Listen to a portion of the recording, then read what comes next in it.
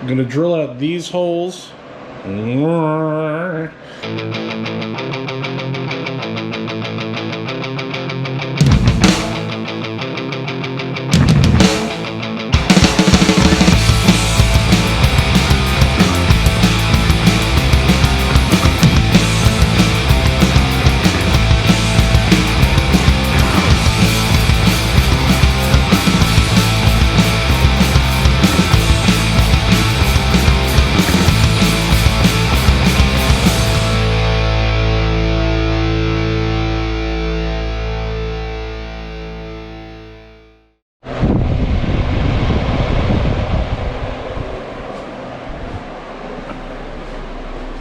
It is not 80 degrees in here.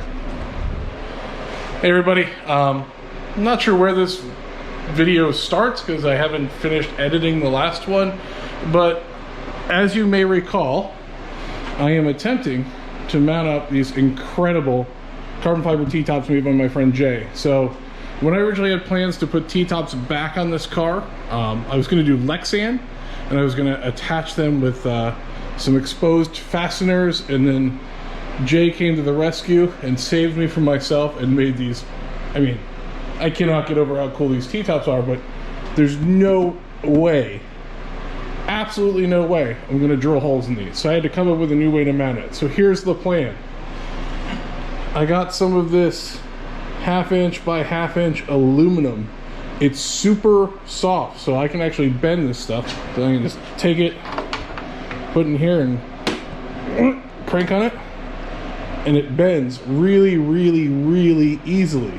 So what I've done is I've gotten that aluminum and I've bent 3 sections of it to fit into this rain rail for the T-tops. And the idea is I'm gonna epoxy these to the back of that guy. There's a rough idea of where these are going to sit. So I am going to epoxy these in place using panel adhesive, and then I'm going to come back and fiberglass these in. Before I do any of that though, I need to drill a hole through these, and since they're so soft, I'm going to put helicoils in them. So I'll bolt these to the car in position, put a layer of epoxy on the top of them, set the T-top in place, let it bond overnight, and then fiberglass it all in. So let's drill some holes.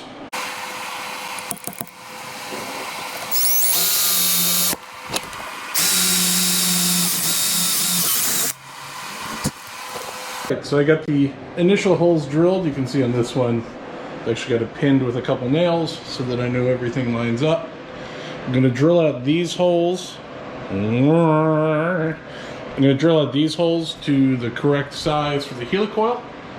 And we'll open up the ones in the body and then bolt these aluminum supports to the body and then start thinking about epoxy.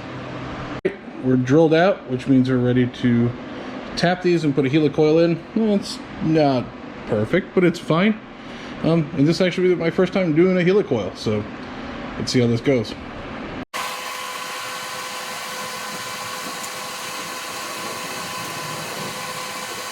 Go in straight.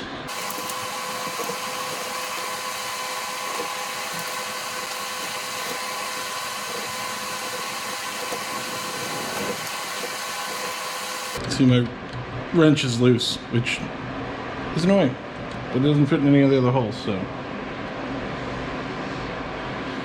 just nice and easy. It definitely did not go in super straight, but we'll have room for wiggle. It's coming through now. And we can do a helicoil, and then do the same thing a bunch more times. All right, let's grab a helicoil.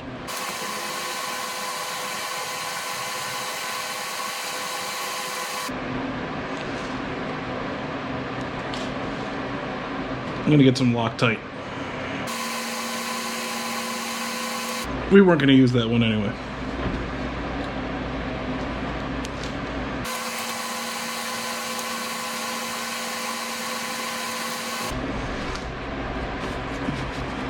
All right, so all of the holes have been drilled, tapped, and there is a helicoil in each one. And what I've done is I've put aluminum tape on the back to cover those holes so that when we put epoxy on this later, it won't seep in. But that's the general idea. Once I'm done, we'll get the other side done in the same way. Bolt these rails in, and then we'll adhere everything up. So if I come over to the passenger side, I've already done this side. They are, in fact, bolted in place, nice and secure. So we're gonna bolt the other ones in, and then we're gonna use some panel bond for the first step of adhering these T-tops to those strips and getting them in place. I'll go ahead, get these bolted onto the driver's side of the car, and then we'll do our setup for adhesive. Okay, getting ready to bond these on. This is what I'm using. It's not a plug. I don't know who these people are. Quite frankly, I used it on the door where it was coming apart. It worked pretty well. And compared to other panel adhesives, you don't need the special gun, caulk gun or anything, because they're usually 2 parts. This is 2 parts. It mixes it in this funky little applicator. But we're going to go ahead, apply a bead to these surfaces. These have all been scuffed a little bit, cleaned with acetone, and you can see I put aluminum tape over the mounting position so none of that goo gets down in there. We've got some green tape, so we're gonna put some glue on these, set the T-tops in place, and then wait a few hours.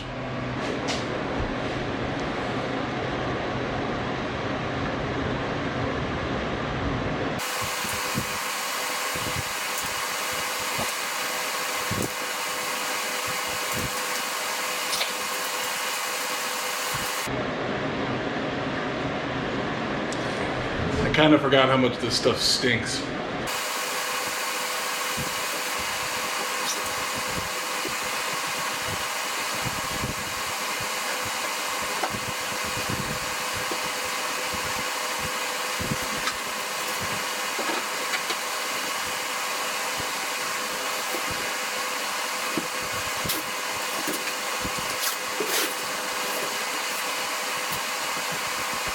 And here we are all glued up. So no good way to clamp it. So borrowed some books from Kate, got some tape holding things.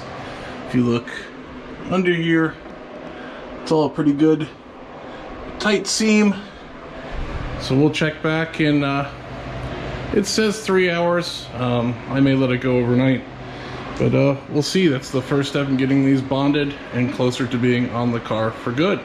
Correcting what I said earlier, it is a 3 to 4 hour clamp time with that adhesive and a full 24-hour cure time.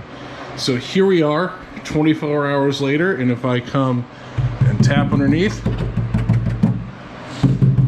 we've got a T-top that is bonded that aluminum. So that's awesome. That's step 1. One thing I did really as an afterthought, so this was some older epoxy, but one thing I did was I put some epoxy down, just a small bit of it, on that aluminum, and I attached this scrap piece of carbon or fiberglass, whatever was left over from when Jay trimmed things out. And yeah, you can pull those 2 things apart. It's actually bonded really well to the aluminum. It didn't stick as well to the carbon, which actually I thought it would be the other way around. So the plan is, I'm going to pop these off, flip them over, and I'm going to fiberglass those aluminum attachment pieces directly to this panel. So it's going to be super duper strong, and I won't hopefully have T-tops flying off as I'm driving, or towing is probably more likely. So let's go ahead and get these off, get the surface prepped, get things laid out, and we'll go from there. All right, so far so good. I took the T-tops off. The pieces of aluminum went with them. It's great. All the bolts came out. I'm pretty stoked on how this is turning out so far. I was just going to go and fiberglass these in right away, but I noticed, and I don't know how well the camera's going to pick this up, but a lot of these, especially these side pieces, there's a void. Kind of, almost gonna, there, I can get part of my thumb under it. There's a void where these are attached. So what I'm going to do, because we are not in a rush, I'm going to grab some more of that panel adhesive, and I'm just going to come and smear it all inside the void. On the inside for sure, I'm going to try on the outside, but you can see some of this is really narrow. So I'm like here, I don't think I stand a chance of getting anything in there, so that's probably just going to have to rely on the fiberglass. But anything I can do to help secure these is a good thing. So let's get our epoxy together. Okay, you're welcome. I saved you probably half hour, 45 minutes of me trying to squeeze that adhesive out of the tube. It's either terrible to get out of there or my caulk gun's a piece of crap. One of the two, but all the gaps have been filled in.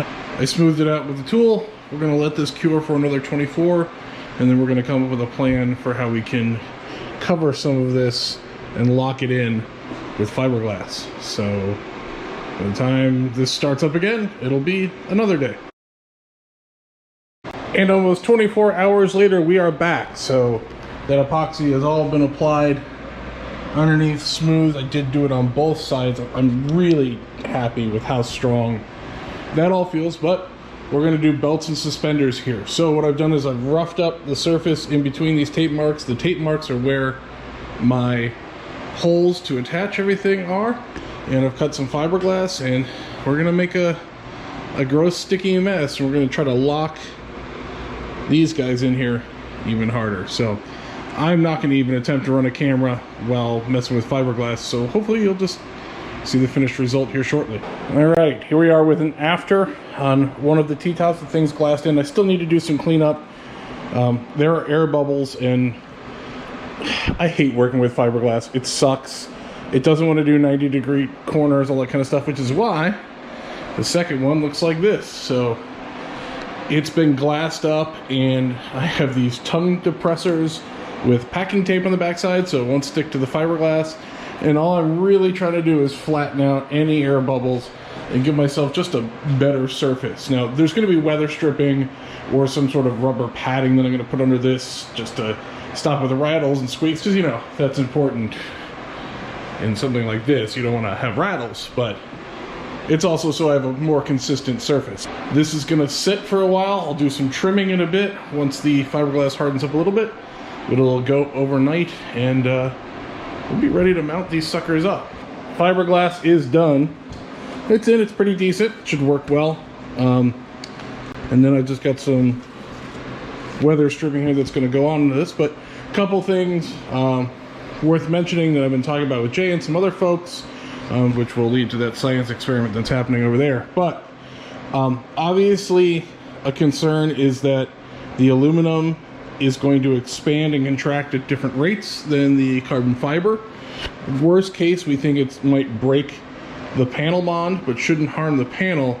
If that's the case, then the aluminum strips are still held in by the fiberglass, which should move at about the same rate as the carbon. So that's our belt and suspenders. I just hit my head. So that's our belt and suspenders, is the fiberglass in place. The other concern that some people have had is the temperature of the resin, or the temperature tolerance, excuse me, of the resin. We think it's going to be okay. It should be good for, I think, 120 degrees or a little bit more. But what we're doing is I have a scrap piece, and I'm sorry if the fan's loud, I have a scrap piece of carbon fiber right here sitting directly in front of my garage heater. So what I'm going to do is, while I'm working on a few other things, I'm going to periodically check in with this, take its temperature with a heat gun, and just see how it's reacting. See if we can get it over that 120 degree mark to see what the resin does. Worst case, we have molds for these, and Jay said we can always make another set with different resin. I'd hate to do that because these are incredible, but we have a backup plan. But let's do some science first. Anyway, I'm going to work on getting some weather stripping on these, getting final trimmed, getting things in place. I'll do that all off camera. We'll check in with the science experiment in a bit, and then we'll see what this looks like with some T-tops on. All right, the weather stripping is on. Obviously, this is not to make anything weather tight. It's just to give it a little bit of a cushion between the T-top and the body of the car. It's also to make up some of the gap in height. So let me go ahead and cut to a shot of this just sitting in place on the car. And so there they are. They are not bolted in right now, but you can see with the aluminum strips and a little bit of rubber, they're just sitting at the perfect height. These are just honestly the nicest part of the car. I won't be bolting these in for good yet. I want to touch up the paint underneath where I drilled the holes. so we don't have any issues there. There's a couple scratches because I set the hood on top of the car when it's not there. So there's some of that stuff that I'm going to touch up this winter, but man, I can't be happier with that. So let's check on our science experiment and see if things are going to melt. All right, this piece of carbon's right up against the heater. Hopefully it's not too loud. Let's move it out of the way and take its temperature. And so far we're reading, seeing spikes to like 110. It's a little hard because the surface is reflective. Let's see what the backside says. Yeah, same sort of thing on the backside. I'm gonna put this back up against the heater. Really want to see if I can push it higher to the 120 to 150 range. If not, I'll have to get some fire. So let's let it run a little longer and check in. Cool. Fire, fire, fire.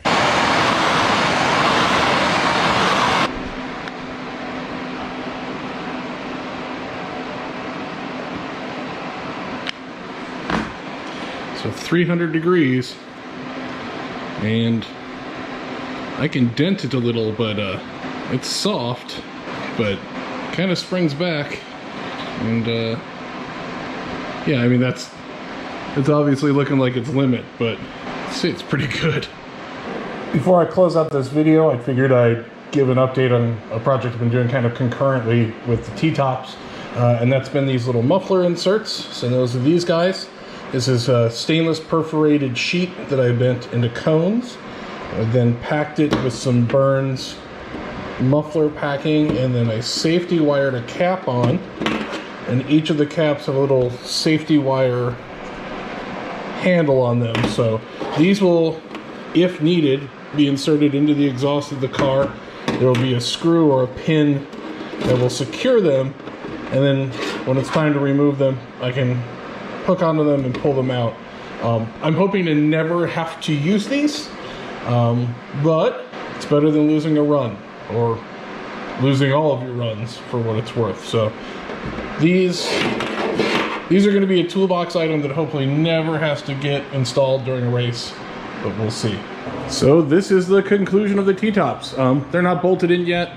Like I said, I'm going to touch up some paint, but they're ready to go. It looks like they're going to hold up to heat. I think they're going to be super strong. They're really going to help with the new aero. So if you haven't followed along with any of that, we've got a new rear spoiler on the car. Now we got clean air over top of the car like a slick top. I can't wait for the new season to start and to get out there. So that wraps up this really significant chunk of this project. So hopefully all of you out there are wearing masks, socially distanced, staying safe. So in the springtime, I get to go play with this thing. We get to race some of our friends. Until then, hit the like, subscribe, and we'll see you later.